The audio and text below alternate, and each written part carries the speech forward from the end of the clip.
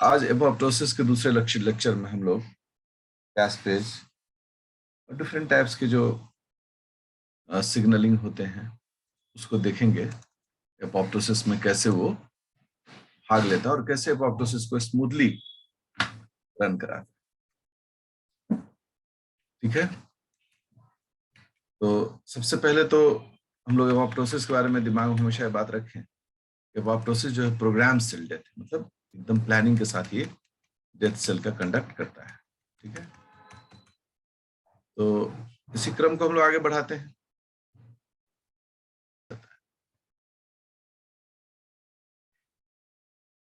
Apoptosis, ठीक है, आज इसमें हम लोग सबसे पहला जिसके बारे में जानकारी प्राप्त कर रहे हैं वह है कैस्पेज। कैस्पेज नाम से ही ये पता चलता है कि अंत में चूंकि एज है इसलिए यह एक एंजाइम है। पहला तो ये पता चल गया, ये एक एंजाइम है। दूसरा है कि ये एंजाइम किसको डाइजेस्ट करता है, यह प्रोटीन को डाइजेस्ट करता है। और चूंकि ये एपोप्टोसिस में पार्टिसिपेट करता है जिसे लोग सुसाइड प्रोटीएज कहते हैं। सुसाइड प्रोटीएज, प्रोटीएज मतलब प्रोटीन डाइजेस्टिंग एंजाइम। ठीक है, तो एपोप्टोसिस के लिए एक महत्वपूर्ण एंजाइम है जिसका नाम है कैस्पेज। ओके, कैस्पेज में अगर आप इसके नाम को ध्यान देंगे तो इसके नाम के बनाने के पीछे एक मकसद है। कैसा मकसद है? सी। सी का मतलब होता है सिस्टाइन रेसिड्यू, मतलब सिस्टाइन अमाइनो एसिड। और दूसरा पार्ट जो है वो पार्ट है एएसपी। एएसपी का फुल फॉर्म होता है स्पार्टेट रेसिड्यू। ये दोनों ही अमाइनो एसिड का नाम है। एक सिस्टाइन है, सिस्टाइन जिसमें सल्फर होता है,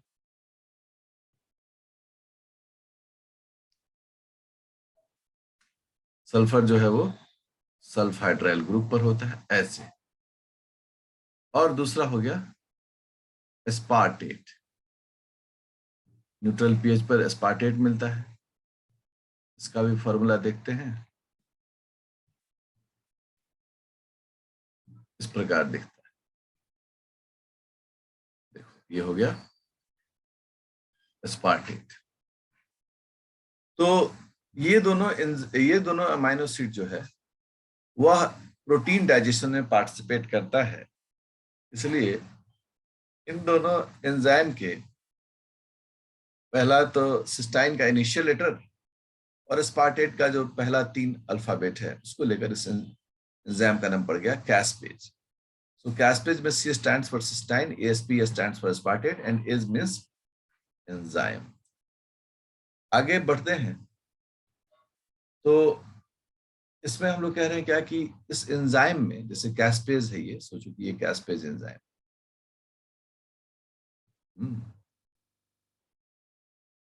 दिस इज कैस्पेज। ये इसका क्या हो गया? Active site. इस एक्टिव साइट में स्पेसिफिक लोकेशन पर कौन होता है? सिस्टाइन। सिस्टाइन को सी से इंडिकेट किया जाता है। देखिए ये हो गया सिस्टाइन। ठीक है, एक स्पेशल पोजीशन पर सिस्टाइन मौजूद है। करेक्ट, एक्टिव साइट पर ये हो गया। और जो जो मान लो जिस प्रोटीन को ये डाइजेस्ट कर रहा है, अब इसका सबस्ट्रेट होगा कोई प्रोटीन। सपोज करो कि ये प्रोटीन जो है ये इसका सबस्ट्रेट है, जिसे हम लोग दूसरे वर्ड में क्या कह रहे हैं? टारगेट प्रोटीन और सबस्ट्रेट, क्योंकि एंजाइम होगा तो सबस्ट्रेट होगा। इसको डाइजेस्ट करेगा, ये यही इसमें जाके फिट होगा। इस स्पार्टेट में सॉरी इस टारगेट में स्पार्टेट होता है, स्पार्टेट से हो गया स्पार्टेट। ये जो स्पार्टेट है और ये जो सिस्टाइन का एसएच सल्फ हाइड्राइल ग्रुप है, इन दोनों के बीच यह रिएक्शन जो क्लीवेज रिएक्शन है वह होगा। ये भी इंटायर क्या है, एक प्रोटीन है। इंटायरली ये क्या है, एक प्रोटीन है। ये एक प्रोटीन है। इस प्रकार से कैस्पेज नाम पड़ने का जो कारण है, और दो अमाइनो एसिड का नाम इसमें डाला गया, सिस्टाइन और स्पार्टेट। इसमें सिस्टाइन जो है वो एंजाइम का हिस्सा है और स्पार्टेट जो है वह सबस्ट्रेट का हिस्सा है। अब कैस्पेज जो है इन अ सेल, एक सेल में कैस्पेज रिमेन्स इनएक्टिव। कैस्पेज जो होता है वो इनएक्टिव होता है till the induction of signal. जब तक इसको सिग्नल नहीं हो तब तक कैस्पेज इनएक्टिव होता है। कॉल्ड, क्या कहते हैं उसे हम लोग, उसे हम लोग बोलते हैं प्रो कैस्पेज। प्रो कैस्पेज, यहां प्रो क्यों लग गया, क्योंकि अभी कैस्पेज इनएक्टिव है, इसलिए इसका नाम पड़ गया प्रो कैस्पेज। तो सेल में अगर प्रो कैस्पेज है तो वो इनएक्टिव है, और अगर कैस्पेज है तो वो एक्टिव है। तो अब मुद्दा तो और हो गया कि भाई अब कैस्पेज से, प्रो कैस्पेज से कैस्पेज कैसे होगा। तो यहां हो गया प्रो कैस्पेज। ये क्या है, अभी इनएक्टिव है, और जब इसको सिग्नल मिलेगा ये कन्वर्ट हो जाएगा कैस्पेज में, और कैस्पेज क्या हो गया, एक्टिव। आखिर कुछ तो कंडीशन आएगा, कुछ तो ऐसा काम होगा, कोई तो होना चाहिए जो उसको एक्टिवेट करे। तो इस घटना को कैस्पेज ही कैटलाइज कर देता है। इसको हम लोग बोलते हैं ऑटो कैटालाइसिस। ये ऐसा एग्जाम्पल हम लोग अपने डाइजेस्टिव सिस्टम में भी पढ़ते हैं। स्टमक में पेप्सिनोजेन को HCl के अलावा पेप्सिन भी एक्टिव कर देता है, और पेप्सिनोजेन से पेप्सिन में बदल देता है। ठीक उसी प्रकार का ये ऑटो कैटालिसिस। इसको एक डायग्राम से दिखाने की चेष्टा करते हैं। देखिए, ये जो है ये प्रोकैस्पेज है, और इस प्रोकैस्पेज में दो जगह पर इसका क्लीवेज साइट है।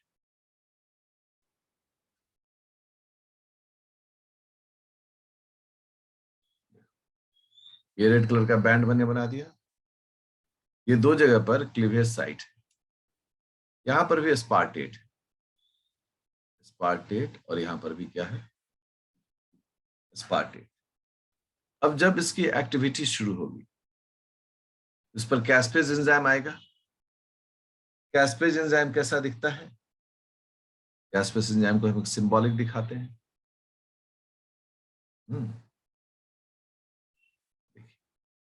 ये एक एक्टिव कैस्पेज एंजाइम। अब इसके आने से क्या होता है कि यहां पर और यहां पर ये कटता है, दोनों स्पार्टेट पर क्या करता है, इसको ये काट देता है। क्योंकि कैस्पेज एंजाइम एक्टिव साइट का जो एक्टिव साइट है उस पर क्या होता है, सिस्टाइन, और ये टारगेट प्रोटीन के किस हिस्से पर कटिंग करता है, जहां स्पार्टेट होता है। यहां पर भी तो कैस्पेज ही काम कर रहा है प्रो कैस्पेज पर।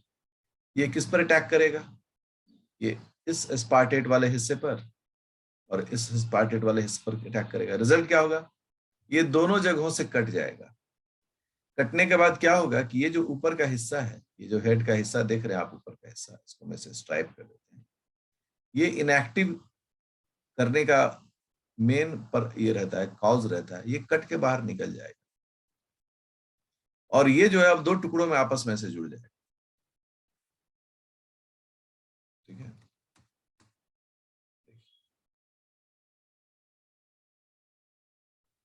This is called caspase. आप देखे होंगे इसी तरह का कैस्पेज ने ऊपर भी यूज किया है और आप सही कह रहे हैं कि वही कैस्पेज है। मैं इसको थोड़ा इसे कलर कर देता हूं ताकि आप, so this is called active caspase. Colour वलर करने से थोड़ा सा जल्दी से मेमोरी में बैठता है। so this is called active caspase. और ये जो हो गया, ये क्या हो गया, ये निकल गया।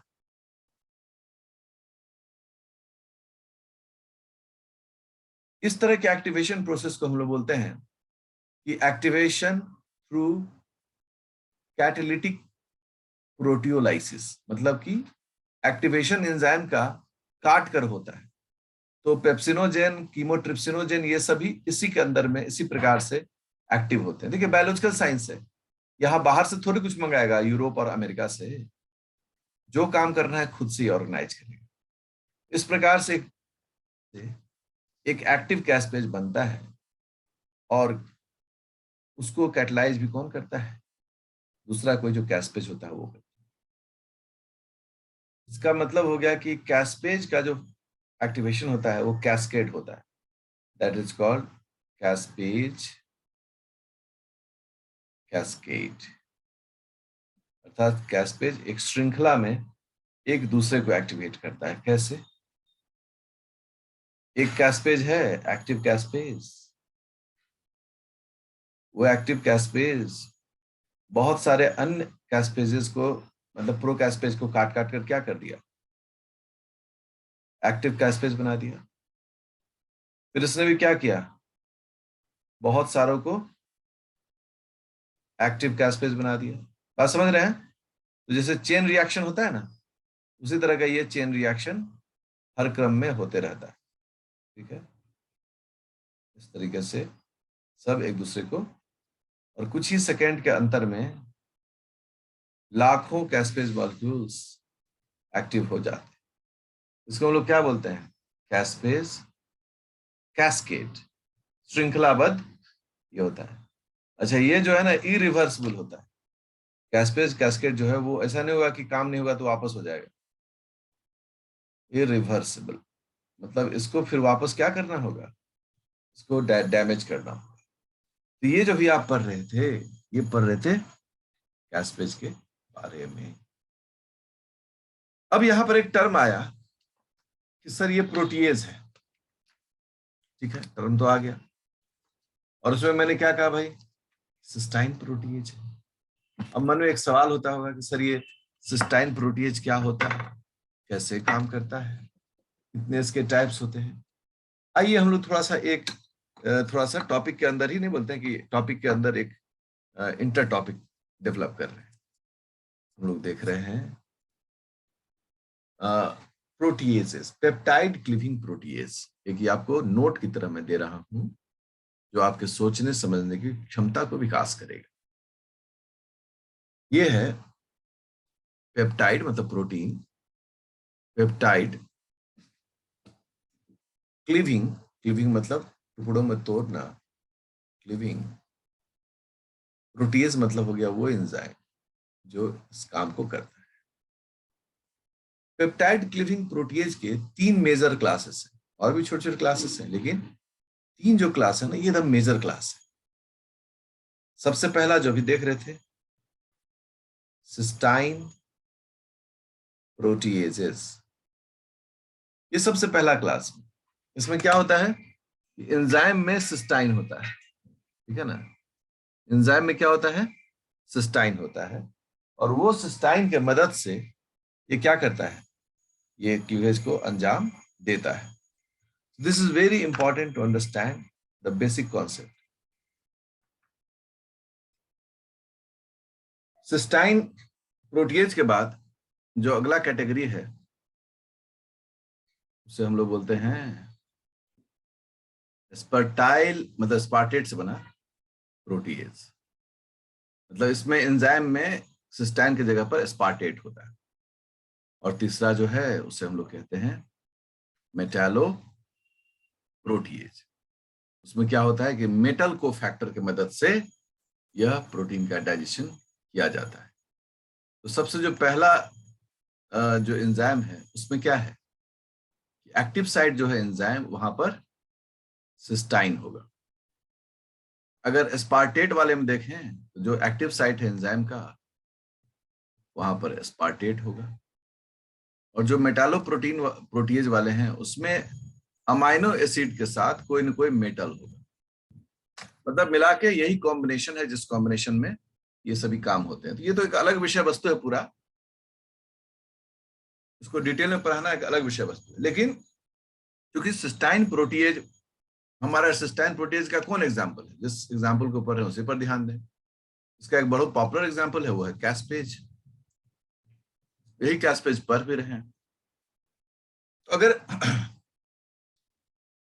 अगर आप सिस्टाइन रेसिड्यूज को देखें तो कैसे ये क्लीवेज करता है, ठीक है ना। तो हमने क्या कहा कि जैसे एंजाइम के अंदर में सिस्टाइन रेसिड्यू है, इसमें CH है, और ये हो गया सबस्ट्रेट, और इस सबस्ट्रेट में एस्पार्टेट है, ठीक है।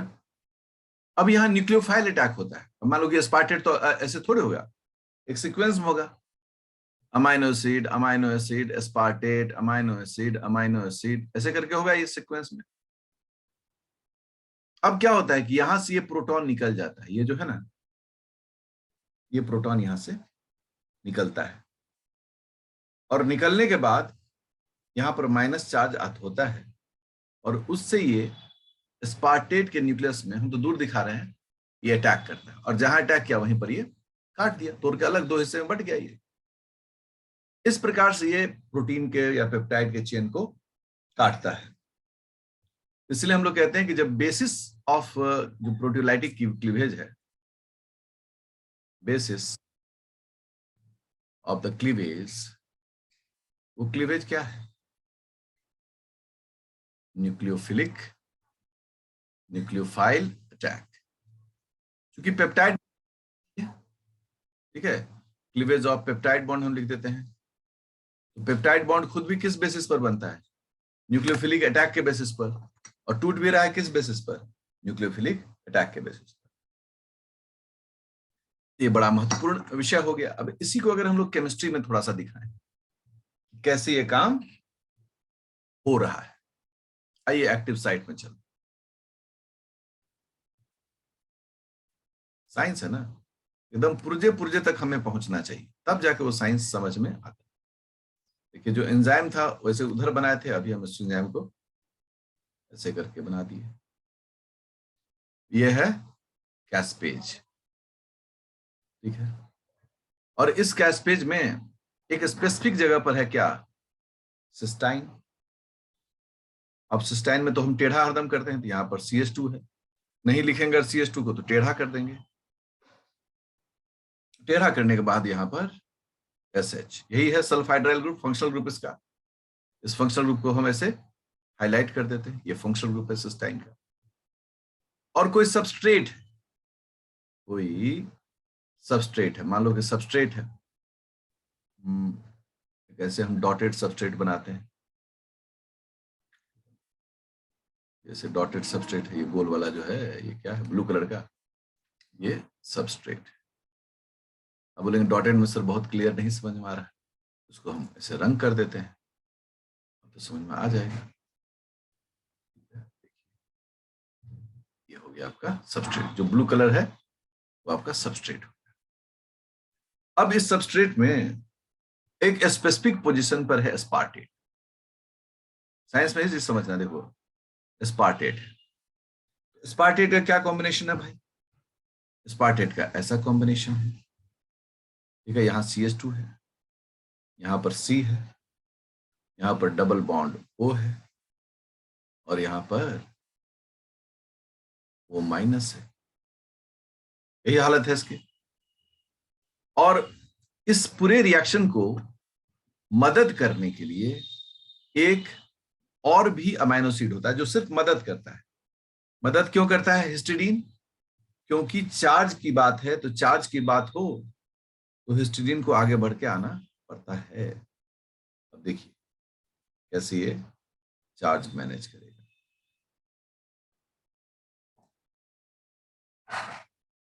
ठीक है, और ये NH ऐसे। अब ये क्या करेगा कि ये जो नाइट्रोजन है ये इसके साथ इंटरेक्शन करेगा, क्योंकि हाइड्रोजन है, सल्फर है, नाइट्रोजन है, तो इसके साथ इंटरेक्शन करके इसको अपने तरफ खींचेगा। अब जैसे ही खींचेगा ये हाइड्रोजन जो है, ठीक है ना, पता नहीं बहुत सारी चीज निकल जाएगा अभी। ये जो हाइड्रोजन है, ये हाइड्रोजन इसके साथ टेम्परेरी इंटरेक्शन में आ गया, और टेम्परेरी इंटरेक्शन में आया तो चार्ज फॉर्म में आएगा, क्योंकि ये तो है, ये H+ चार्ज में यहाँ पर आया। और जैसे ये नाइट्रोजन के पास आ गया, अब देखो उसको नाइट्रोजन के पास भेज दे रहे हैं प्रोटॉन को। अब कैसा दिख रहा है ये, H और नाइट्रोजन पर क्या चार्ज आ गया, प्लस। ठीक है, अब जब वहां नाइट्रोजन पर प्लस आया तो सल्फर पर क्या, कौन सा चार्ज आ गया? अब ऑब्वियसली प्रोटॉन निकल गया तो सल्फर पर कौन सा चार्ज हो गया, सल्फर पर हो गया निगेटिव। अब ये इलेक्ट्रॉन हो गया। साइंस है, साइंस में हर चीज को बहुत गंभीरता और बारीकी से देखनी होती है। और आप ऊपर वाले डायग्राम को थोड़ा सीधा करते नहीं तो उल्टा पुल्टा आधा टेढ़ा तिरछा मेरा डायग्राम बन जाएगा। इसको एक बार फिर से हम ठीक करते हैं। ठीक है, ये स्पार्टेट है, इसको हम डी लिखते हैं, डी से स्पार्टेट होता है। और ये इसका साइड चेन है, और साइड चेन पर COO- है। और ये जो है ये यहाँ पर NH ग्रुप है, और ये दूसरे अमाइनो एसिड के, कोई दूसरा अमाइनो एसिड है X, उसके साथ जुड़ा हुआ है। अब ये जो आप देख रहे हैं ये यहां से न्यूक्लियोफाइल अटैक करेगा, और किस पर करेगा, ठीक इस पर करेगा। देखिए इस कार्बन के न्यूक्लियस पर, जैसे इस कार्बन के न्यूक्लियस पर किया वैसे ही यहां से पेप्टाइड बॉन्ड क्या होगा, हट जाएगा। पेप्टाइड बॉन्ड हटते ही क्या होगा, अब मान लो कि ये जो हम ऐसे दिखा रहे हैं आपको, साइंस में हमें कई बार लगता है कि डायग्राम मेरा अधूरा है। ये भी तो किसी दूसरे अमाइनो एसिड से जुड़ा हुआ है, X, फिर ये जुड़ा हुआ है X, यही प्रोटीन, X प्रोटीन है। अब क्या किया, इस जगह पर इसने इसको काट दिया। अब काटने के बाद क्या हो गया, दोनों अलग हो गए सर। एक जो प्रोटीन है उसके साथ इतने सारा अमाइनो एसिड होंगे, टुकड़ा जो है उसके साथ इतना सारा अमाइनो एसिड, और दूसरा जो हिस्सा है उसके साथ ये है। इस तरह से क्या हो गया, दोनों दो भाग में अलग हो गए। ये जो अलग होने की बात है वो यहाँ पर क्लियर कट दिखना शुरू हो जाता है, और ये जो हटता है ये रिएक्शन जो है इसका नाम है न्यूक्लियोफिलिक अटैक। इस प्रकार से ये काम होता है, यही चीज हमें समझना चाहिए। यदि केमिस्ट्री में हम जाकर देखेंगे तो रिएक्शन हमें इस तरह से दिखेगा। इसको डायग्राम को थोड़ा सा कर देते तो हट गया था मेरे हटाने के बाद। हाँ, ये प्रोसेस का तरीका है।